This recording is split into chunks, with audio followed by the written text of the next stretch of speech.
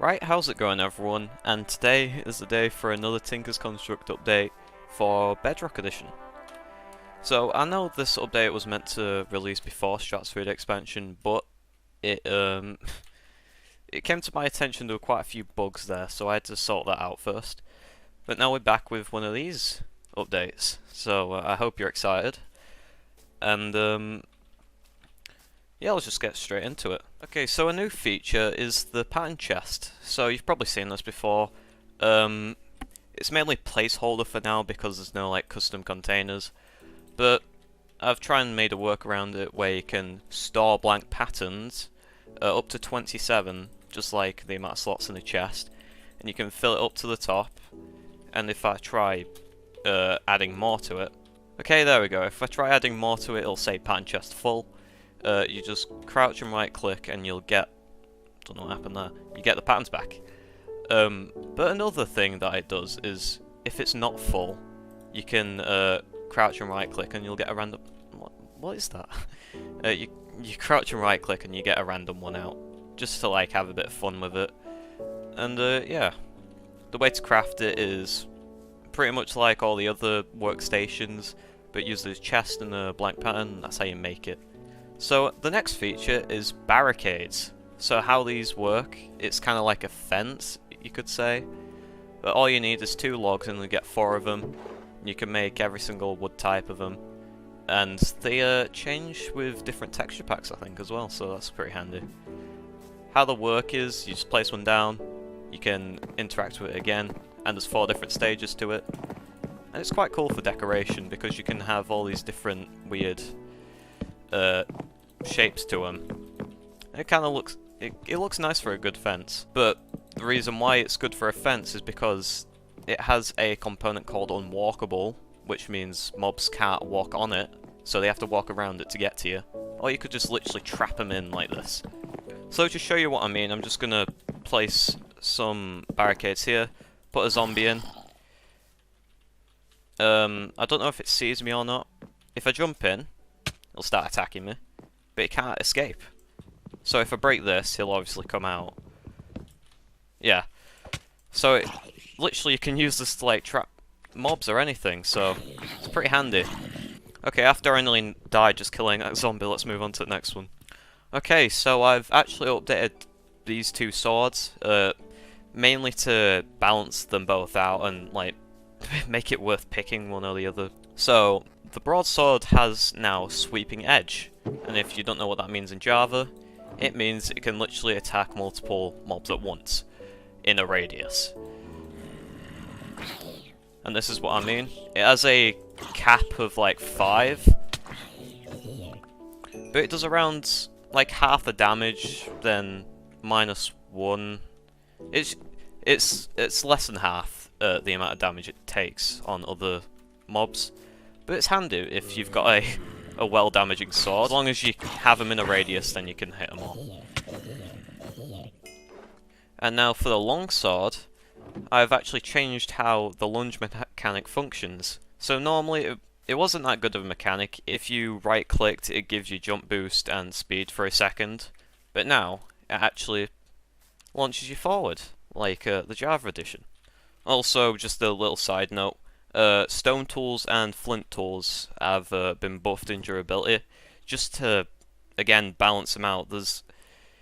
Because most people wouldn't use the combos pack, this means that these tools are basically useless because they have like 8 durability and 50 durability. It's less than a wooden sword, so I just decided to balance it. If you noticed a little quick thing, modifiers have been removed from the creative menu just to for better performance. So if you're wondering why they're gone, that's literally why. It's just because you can just craft them in a tool forge or a tool station, it doesn't matter.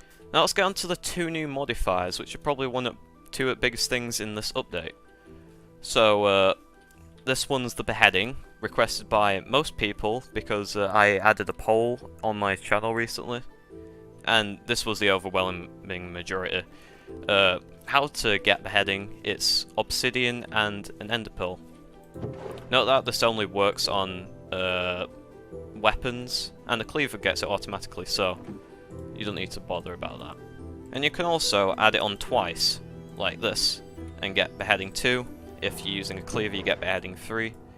But you can get all these different types of skulls, even these 2 new ones, like Enderman and Blaze.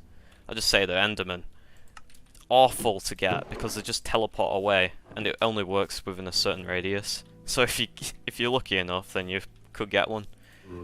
So I'll just show you, hopefully I get lucky.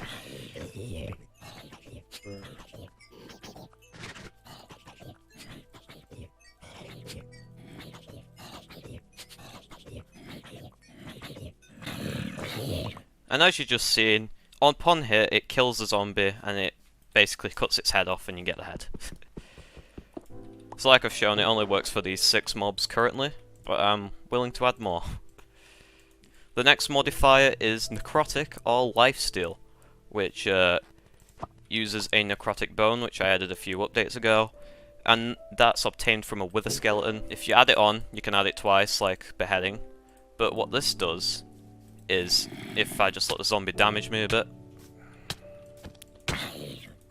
and I attack it, and by chance, as you've just seen, it lets you gain 2 hearts of health, but if you add another necrotic bone, then you can get 4 hearts. Okay, here's probably the biggest thing in this update, the Smeltery.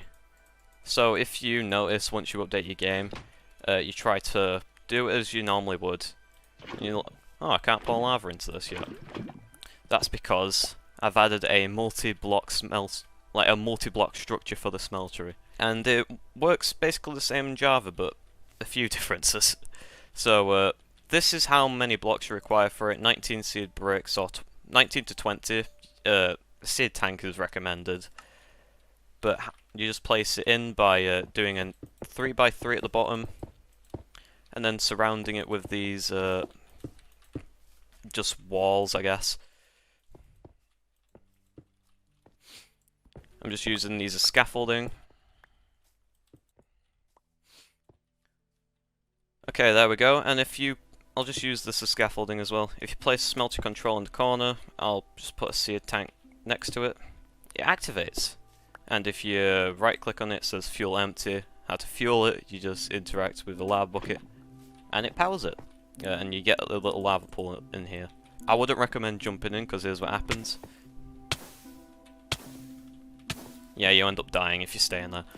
And this smelter is completely customizable. If you wanted a seared gauge instead, you can. If you wanted any different type of seared brick, you can. But it wouldn't affect it if you made it higher. It'd just look cool for decoration, I guess. But along with this, you get a new UI, which I added, which I teased a few months ago, and it works the same. You get a molten iron bucket if you put an iron ingot and a bucket in. Same with gold, any other metal. But you can also alloy as well, which is the main difference between a melter and a controller. I know it's not entirely accurate to the Java edition, but it's as close as I can get for now, and I'm pretty proud of it. Just make sure you don't place the controller in the middle, because that doesn't work yet. Just a few other things with the Smeltery. I updated the casting table, and actually the part builder as well. This UI is really similar. And also this casting basin, I've cleaned up the textures and geometry, so it looks a lot better and less messy, because I kept it like the old version since the very beginning. And as you can see, after around 100 seconds I'd say, the lava empties and you need to power it again. So if you see here, there's different types of resource packs that you can put over the actual add-on. The updated one, which is the 1.16.5 plus one, the 1.7.10, and custom UIs. I've got a durability view here, that's not mine, but I'd recommend using this one because it's pretty good for what it does. So if I apply updated, this is what it does. It updates you to the version 3 of Tinker's Construct, or changes it as much as I can. Like this anvil isn't like adjusted to its geometry, but essentially it does its best to replicate it, I'd say. And then the classic textures that is designed to use with this texture pack. I think you get it for free. You probably do.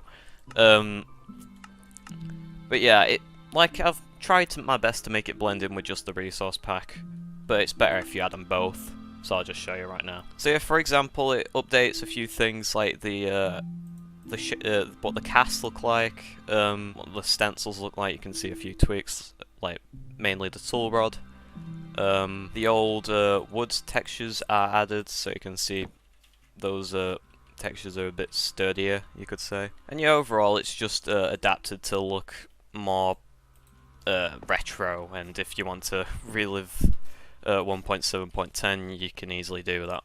So yeah, don't worry about finding places to install these. They come inside the MC add-on, so it all comes in one package. And the reason why they're in separate resource packs instead of just using sub-packs is because it caused the issue for broken textures on Xbox. So hopefully, once you update, it should be fixed then. So yeah, that pretty much covers this update. There's obviously a few extra features. If you want to see every change, you can just check the changelog in on the download page in MCPEDL. But aside from that, that's pretty much it. So if you enjoy this add-on, please leave a like and subscribe if you're new to this channel. That being said, thanks for watching, and I'll see you in the next video. Bye!